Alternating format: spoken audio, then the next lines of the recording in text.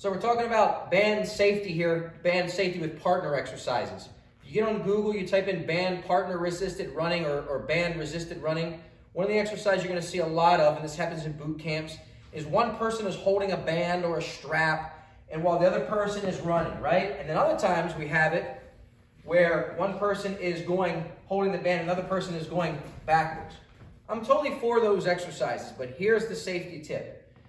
You don't want to get to the point where the weight of the person is being supported by the band, right? So if I'm leaning backwards against the band like this, and if that band snaps, now this is an anti-loop, it's not going to snap, but if you're using some of those typical rubber resistance bands, and if that band snaps, what's happening to me if I'm leaning against the band? I'm going to fall right backwards on my head because I'm not planning on this thing snapping.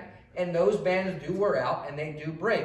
Not a good day. If you're a trainer, boot camp instructor, and that happens on your watch, you are liable. And trainers do get sued for this kind of thing all the time. Same thing here. If you're doing these resisted runs and the person is at such an angle that if the band snaps, what's going to happen to now both of us? I'm going to fall forward. She's going to fall backwards. We're both going to have a bad day. So if you're going to do these sort of exercises, I'm for them. But you have to understand the safety, how to prevent preventable accidents from happening. And I just identified one. So we want to make sure that the tension that you have on the band is not overstretching the band. General rule of thumb with bands is don't stretch them more than 2 to 2.5 times their starting length.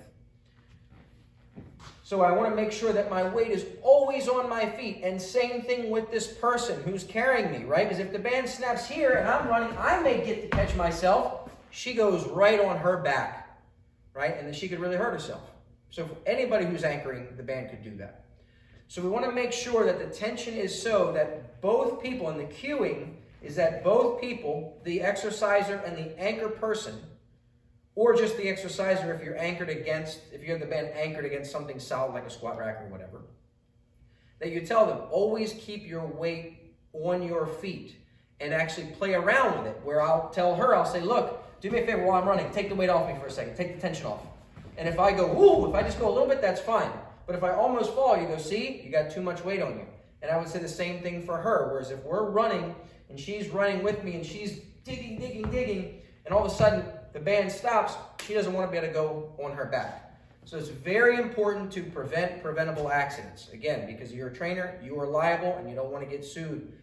Not only do you not want to get people injured from good form, and that's why you use good form and good technique, but you also need to practice safety precautions and not just do dumb things that if you end up in a courtroom, someone's going to go, did you really need to do that? Because you didn't.